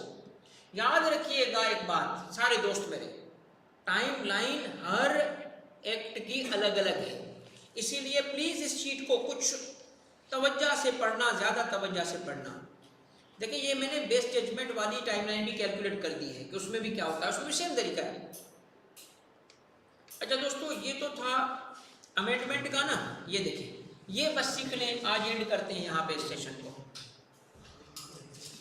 और फिर जो प्रॉब्लम है मुझे बताएं, एक सेशन और रखूंगा, ओके, एक प्रैक्टिस सेशन और रखूंगा। जब आपको अगर जरूरत होगी मुझे बताएं क्या कहाँ फंस रहे हैं। और in the mean time case studies बहुत सारी दूंगा, थ्योरी की भी, न्यूमेरिकल की भी। देखें लेवल 3 के लिए सवाल कैसे बनेगा, लेवल 3 के लिए सवाल कैसे बनेगा, वो क्या लिखेगा, सवाल ये होगा, यूं लिखेगा, कहेगा भाई ये देखो, फैक्ट्स देगा ना आपको, फैक्ट्स से बताएगा। अगर फर्दर अमेंडमेंट चेक करना होगा वो आपको ये कहेगा, रिटर्न फाइल हुआ, उसकी डेट दी या नहीं दी, फिर कहेगा अमेंडमेंट हो गई, उसकी डेट ये है, इसकी अमेंडमेंट की, ये भी बताएगा, ये बताएगा। और फिर कहेगा कमिश्नर ने अब क्या किया है, ये किया। सवाल इस लेवल पे आके पूछेगा तो कौन सी डेट्स दे चुका होगा पहले, ओरिजिनल असेसमेंट की डेट, अमेंडेड असेसमेंट की डेट, ये दे चुका होगा। ये दे चुका होगा ना, तो आपको दो चीजें याद रखनी है, एक तो आपको डेट ऑफ अमेंडमेंट अब याद होनी चाहिए। कैसे पता चलेगा, ये गिवन होगी, ऑलवेज गिवन। क्यों गिवन, क्योंकि वो उसने एक्चुअल ऑर्डर पास किया होता है। तो आपको पता है क्या करना पड़ेगा, ओरिजिनल असेसमेंट की डेट और अमेंडेड असेसमेंट की डेट आपको समझनी पड़ेगी। फिर आप टाइमलाइन कैलकुलेट करोगे, फिर एक्चुअल कंपेयर करोगे, वैलिड इनवैलिड सामने हो जाएगा। वर्किंग कुछ ऐसी होती है, सबसे पहले सेम टाइम, उतना ही टाइम जितना अमेंडमेंट के लिए था उतना ही फर्दर अमेंड के लिए। इस केस में अमेंड करने के लिए जो टाइम है ना, कितना था कि इस केस में जो हमने कैलकुलेट किया था 30 से 25 तक था। इस केस में उतना ही यहाँ, जैसे हमने अभी इसमें कैलकुलेट किया, हमने कितना कैलकुलेट किया था, कितना है 2026, तो 2026 तक हमारे पास टाइम है ना, तो इतना ही टाइम अमेंडमेंट के लिए भी है उसके पास। यानी इसका मतलब कितने महीने रह गए फर्दर अमेंडमेट के लिए उसको। तो फरवरी में हमने कहा, फरवरी के बाद मार्च, अप्रैल, मई, जून, तो उनमें अमेंडमेंट कर सकता है ना, कर सकता है, उतना ही टाइम उसको अमेंडमेंट के लिए मिल जाएगा। मगर फर्दर अमेंडमेंट के लिए दो टाइमिंग है, एक तो वो जो सेम टाइमिंग थी अमेंडमेंट वाली, उतने ही साल, आखिरी डेट वही होगी जो पहले दी, मगर यहाँ एक और टाइम भी है, और वो टाइम पता है क्या है, वो ये है टाइम बी। टाइम बी क्या है, टाइम बी ये है कि अमेंडमेंट ऑर्डर के बाद एक साल और whichever is later. Amendment order कब हुआ इसका, ये देखें हमारे केस में कब हुआ, मैं करके दिखाऊंगा वर्किंग ना, 15 फेब पे हुआ ना। कहता अच्छा 15 फेब किस फाइनेंशियल ईयर में फॉल कर रही है, उसको उसके बाद एक साल और, तो विच एवर इज लेटर। अब आप जरा थोड़ी तवज्जो कर लें और मेरी इस वर्किंग को प्लीज देखें जो मैं एक्सेल पे करना चाहता हूँ, ताकि आपको ये वर्किंग, आपको ये इसके साथ शीट शेयर भी हो जाएगी ना, इसलिए तीसरा मैं खोल रहा हूँ उसको। हमारे केस के फैक्ट्स लिखें, जरा फैक्ट्स बताएं, रिटर्न कब फाइल हुआ, टैक्स ईयर तो आपको पता है ना कौन सा लिया हमने, 2020। अब रिटर्न फाइल कब हुआ था, 30 सितंबर 2020। ये हो गया आपका रिटर्न फाइल करना। ये डेट ऑफ ऑर्डर आ गई, date of original assessment order. फिर क्या हुआ उसके बाद, शो कॉज हुआ, फिर क्या हुआ, अमेंडेड असेसमेंट हुई। सेकंड इंपॉर्टेंट फैक्ट है, ऐसे ही तुम भी वर्किंग करोगे बेटा,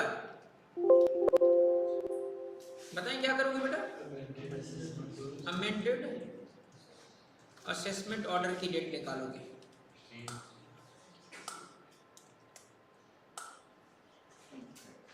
क्या थी सवाल में बताएं, is it 15 Feb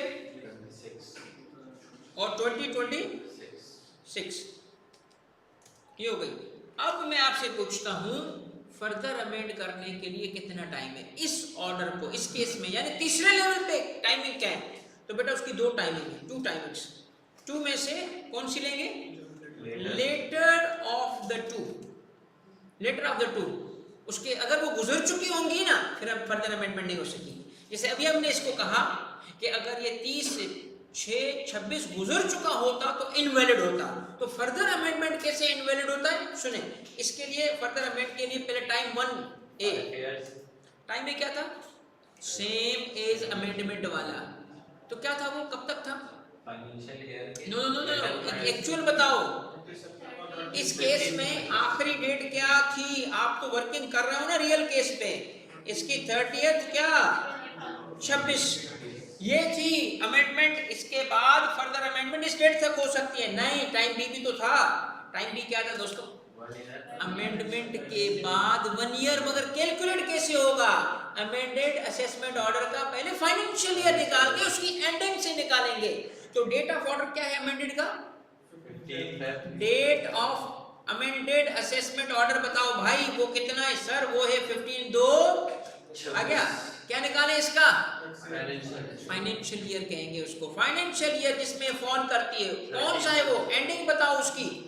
financial year, financial year ending कितना है दोस्त? वो है 30/6/26। तो इसके बाद दोस्त कितना इसको टाइम मिलेगा? 1 साल।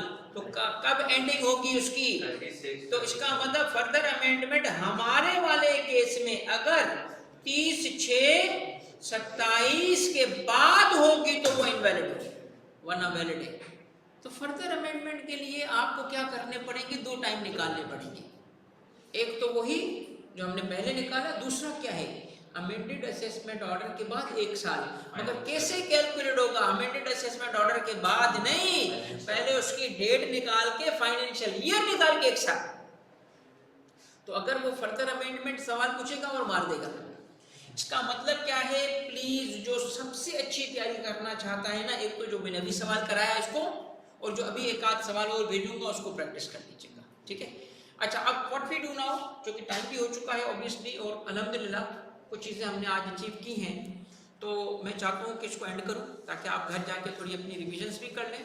बट एक काम ज़रूर करें कि जो आपको अगर कोई चीज़ इसमें इफ़ेक्टिव दिखी है तो मुझे शेयर करें, ताकि मैं उसको आपके लिए दोबारा सेशन रखूँ तो उसमें इनकॉर्पोरेट करूँ। कोई ऐसी चीज़ जो आपको अच्छी लगी हो, नहीं तो प्रॉब्लम बताएं। इंशाल्लाह आपको एक सेशन में और देना चाहूँगा जिसके अंदर अब की बार रिवीजन नहीं होगी। अब मैं रखूँगा marathon, but back to back. कम रिवीजन का मतलब ये नहीं समझाऊँगा नहीं, तो कोशिश करो रिवीजन कर लो।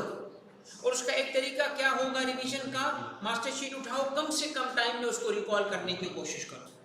इन अदर वर्ड्स, जो अब सेशन आएगा वो एक किस्म का गेस पेपर होगा। मेरी नज़र में कौन से सवाल वो पूछ सकता है, मैं अपनी बेस्ट प्रोफेशनल जजमेंट करके उसकी प्रैक्टिस करा दूँगा। 8 सवाल लाऊंगा या 9 सवाल लाऊंगा, एक फुल पेपर होगा। मैं आपसे करवाने की बजाय आपके सामने रख के मिल के करते हैं। ऐसा सवाल जिसके अंदर डिफ़िकल्ट सवाल भी होंगे, कुछ इजी भी होंगे, मगर वो ऐसा पेपर बनाने की मैं कोशिश करूँगा। और मैं चाहता हूँ तब तक यार चंद दिनों में रिवीजन कर लो। रिवीजन कर लोगे ना तो इंशाल्लाह फिर आपके लिए ये पेपर इजी हो जाएगा। अब बेटा कितने दिन आपको चाहिए जिसमें अच्छी रिवीजन कर लो ताकि इफेक्टिव रहे सेशन? 3 से 4 दिन, 5 दिन? नेक्स्ट सैटरडे दूर हो जाएगा, सैटरडे में नहीं जाओ। हाँ, एक तो रमजान से पहले रखें, ट्यूसडे रखें। चले बेटा हम एक काम करते हैं, ट्यूसडे और वेडनेसडे कर दें। तो फिर ट्यूसडे क्यों कर रहे हैं? मंडे करें ना। अच्छा, रमजान में नहीं पढ़ते क्या? और आने दो रोजा यार, क्या है यार, आने दो भाई, कोई बात नहीं। मैंने जो क्या शहरी तक लगाएंगे भाई? सीरियसली आप जागते हो? हम शहरी तक पढ़ाएंगे आपको यार, क्या टेंशन है भाई।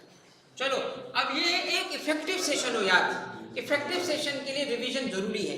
तो let's not finalise it, it will be Tuesday और वेडनेसडे, देख लेते हैं कोई दिन हो, मगर मैं चाहता हूँ रिवीजन होगी तो फायदा होगा। ठीक है बेटा, चलिए, थैंक यू वेरी मच, जज़ाकल्लाह। और ऑल द बेस्ट बेटा, बहुत बहुत दुआएं आपके लिए। जो भी प्रॉब्लम है अभी मैं इधर ही हूँ, मैं हेल्प करूँगा आपकी। रिवीजन प्लान बेटा ये है कि सबसे पहले तो आप कोर्स को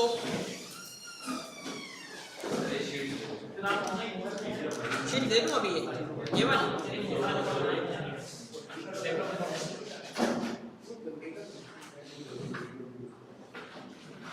बेटा। रिवीजन प्लान में आपके लिए बेटा मेरी रिकमेंडेशन ये है कि कोर्स को आप डिवाइड करें प्राइमरीली 2 पार्ट्स में। ये मैं बात कर रहा हूँ इनकम टैक्स की।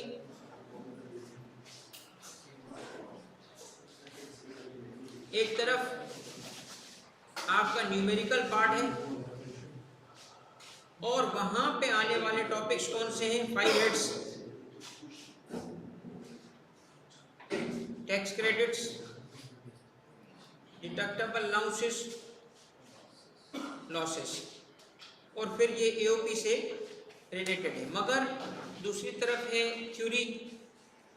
थ्योरी में आता है रिटर्न, असेसमेंट, अपील और रिकॉर्ड और ऑडिट। अच्छा, अब आपने करना क्या है बेटा, यहाँ फोकस रखना है। सबसे पहले start with this portion. Start आप लोग यहाँ से 5 हेड से। यहाँ पे आपका फोकस जिस चीज पे होगा, रट्टाफिकेशन बिल्कुल नहीं चाहिए। डोंट इवन वरी कि तुम्हें वो चीज जो है वो लफ्ज नहीं आ रहे। आप अपने कॉन्सेप्चुअल क्लैरिटी के साथ यहाँ पे फोकस रखें सिर्फ एक चीज पे कि आपको टैक्स ट्रीटमेंट पता हो। पता होने का मतलब क्या है कि आपके सामने कोई लफ्ज आए तो बता सको उसकी टैक्स ट्रीटमेंट क्या है। लफ्ज आपके अपने होंगे, आप अपनी मदर टंग में आप किसी भी आप बगैर लफ्ज बोले अगर ट्रीटमेंट बता सकोगे, दैट इज 100% बेहतरीन तैयारी। अगर आप बता सकोगे ना कि मेडिकल अलाउंस का क्या होता है, बता सकते हो पेंशन का क्या होता है, बता सकते हो गोल्डन हेंडशेक का क्या होगा, बता सकोगे कि अगर सैलरी कैश में पे है तो लिमिट कितनी होगी, 32 क्या, तो इतना अगर आपको पता हो ना, दैट्स इट। रिकॉर्ड ना भी हो, देख के भी बता सको करेक्ट ट्रीटमेंट। इसीलिए प्लीज इस पोर्शन पे रटा नहीं लगाना, ये जुल्म नहीं करना खुद पे बेटा। वो लफ्ज नहीं लिखवाएगा आपसे, न्यूमेरिकल आएगा या केस स्टडी आएगी, मगर लफ्ज आपके होंगे। तो ज्यादा से ज्यादा इसका बर्डन अपने से शिफ्ट करो। रिवीजन करते वक्त रुकना नहीं है आपने। रिवीजन करते वक्त ज्यादा से ज्यादा एफर्ट क्या लगाओ, कैसे करो। आप बजाय के रट्टा लगाने के खोले मास्टर शीट को, रखें अपने सामने और लफ्ज टॉपिक देख के रिकॉल करने की कोशिश करो। उसमें 3 चीजें हैं, लफ्ज आपके हो, ताकि आपको इधर लफ्जों के बजाय कॉन्सेप्ट की क्लैरिटी होनी चाहिए, बस दैट्स रिक्वायर्ड। और यहाँ पे इस तरफ सबसे ज्यादा इंपॉर्टेंट तरीन टॉपिक ये है, नंबर 1 सबसे ज्यादा इंपॉर्टेंट, नंबर 2, और इन दोनों की इंपॉर्टेंस नंबर 3 पे है। यहां से 2 किस्म के सवाल होंगे, जैसे एक मैंने अभी कराया थोड़ा सा केस स्टडी बट मुश्किल, और दूसरा होगा सीधी theory. Who is liable to file return, 16 entries मैंने आपको याद कराई थी क्लास में और याद भी हो गई थी आप सबसे। तो ऐसी वो सारी टेक्निक्स आपको यूज करें। मगर इसके लिए मेरी एडवाइस सब दोस्तों को, प्लीज लिसन, इस किस्म ये वाला जो पोर्शन है इसमें चीजें मेमोराइज करने की टेक्निक, क्योंकि मेमोराइज करनी पड़ेगी, टेक्निक सुन लो। टेक्निक ये है दोस्तों, अगर आप इसको 2 घंटे देना चाहते हैं, आप इसको 1.5 घंटा 1 घंटा आपकी मर्जी है, जो टाइम आपके हिसाब से, आपका सब टैक्स नहीं और भी सब्जेक्ट होते हैं, तो जो भी टाइम देना चाहते हैं मेरी बात सुन लो। आप इसको सिंगल सेटिंग में कभी ना पढ़ें, सिंगल सेशन और सिंगल सेटिंग में इसको याद करने की कोशिश करेंगे, इंशाल्लाह आप 0 पे रहेंगे। इसका तरीकेकार ये नहीं है रिवाइज करने का। इसका तरीका क्या है, आपके पास जितना टाइम है इसको कम से कम भी डिवाइड बाय 3 करो, इफ नॉट 4 तो 3 या 4 सेशन में इसको याद करो। मैं आपको एक ऐसा प्लान देता हूँ थ्योरी याद करने का, चाहे वो थ्योरी इस चैप्टर की हो या चैप्टर 1 to 3 की हो। It applies to even sales tax, it applies to every theory. Theory की टेक्निक क्या है, आप क्या करो, सुबह को ये याद रखना टेक्निक बेटा, 20 मिनट्स सेशन, 20 मिनट का सेशन। बेटा ये वो थ्योरी है, मैं आपको अर्ज करना चाहता हूँ, प्रूवन मेथड है, प्रूवन, क्योंकि उसका सबसे बड़ा बेनिफिट मैं खुद हूँ। मैंने कैसे बेनिफिट से इस टेक्निक से हासिल किया?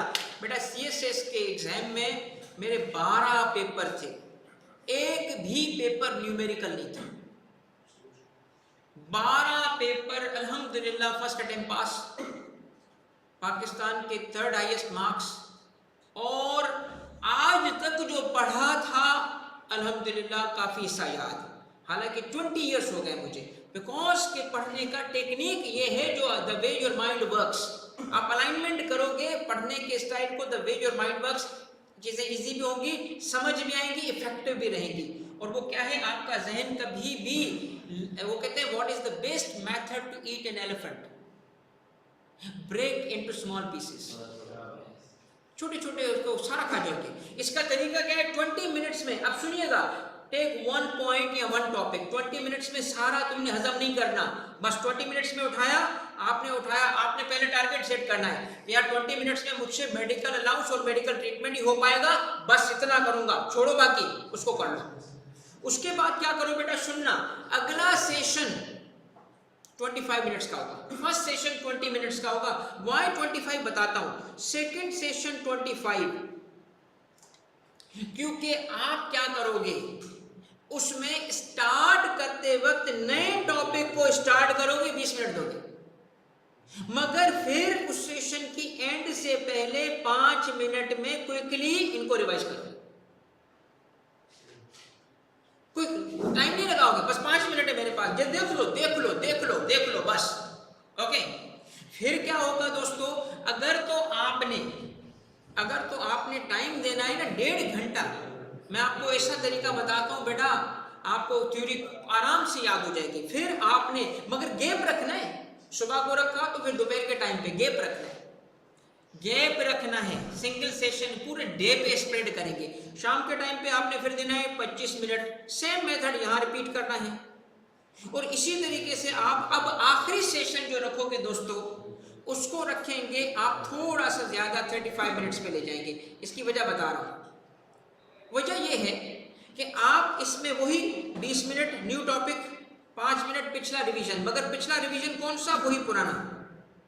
इधर जो होगा आपका 20 मिनट, मगर अब 15 मिनट की रिवीजन करें, या इस रिवीजन टाइम को आप बेशक थोड़ा और बढ़ा दें, मगर रिवीजन किसकी करें, सारे की। और एक बात सुन लें, ये method with 1 more technique, and what is that technique, तीसरे दिन आके या 4th दिन आके आप 1.5 घंटे तक या 2 घंटे तक पिछले 2-3 दिन की रिवीजन कर लो बस। एवरी 3rd डे सिर्फ पिछला रिवाइज करो 1.5-2 घंटे तक, और इसमें कोई टेंशन लेके ना पढ़े कि मुझसे याद नहीं हो रहा, रिलैक्स होके करें, क्योंकि आपके जो न्यूरल नेटवर्क है ना, वो कनेक्शन बना रहे हैं। और कनेक्शन पता है कब बनाता है, मैं आपको बताता हूं, जब तक आप एक चीज को 8 से 9 दफा नहीं देखोगे नहीं बनता। यू आर ह्यूमन बीइंग बेटा, नहीं बनेगा। और जो बच्चे कहते हैं सर हम एक दफा सुन के याद कर लेते हैं, क्योंकि हज़रत अबू हुरैरा को इतनी हदीसें याद थी, बेटा आपका न्यूरल नेटवर्क बना हुआ है तो कर रहे हो ना, जिसका नहीं बना हुआ तो। कोई बच्चा डफर नहीं है, कोई बच्चा स्लो नहीं है, every human being same way में पढ़ता है, बिकॉज इट टेक्स टाइम। जिनको आसानी होती है उनका नेटवर्क पहले बना हुआ है तो आसानी हो रही है। तो आप सबके लिए अलग अलग मेथड होगा, किसी को ज्यादा टाइम, 7 से 8 दफा उसको बेटा देखोगे ना 1 से 2 दिन में, देखो फिर कैसे फर थ्योरी याद नहीं होती। दिस इज द टेक्निक जो मैं इसके लिए आपको एडवाइस करूंगा। तो आपको प्रैक्टिकल को बिल्कुल याद करके रट्टा लगाने की जरूरत नहीं है, और थ्योरी को एक सेशन में पढ़ने की जरूरत नहीं है, ब्रेक इनटू शॉर्ट पीसेस, इस तरह कवर करें। और ये थ्योरी आप अप्लाई करें सेल्स टेक्स्ट पे भी, ये थ्योरी अप्लाई करें आप चैप्टर 1 to 3 पे, ठीक है। इस तरीके से करके दिखाएं, अफाका होगा और बीमार इंशाल्लाह खुश हो जाएगा, ठीक है। चले बेटा, थैंक यू, जज़ाकल्लाह। होप कि ये आपको चीज़ें आज समझ आ गई, पूरा और बाकी सारे स्टूडेंट्स बेटा ऑल द बेस्ट, और बहुत बहुत दुआएं आप सब बच्चों के लिए। अल्लाह हाफ़िज़।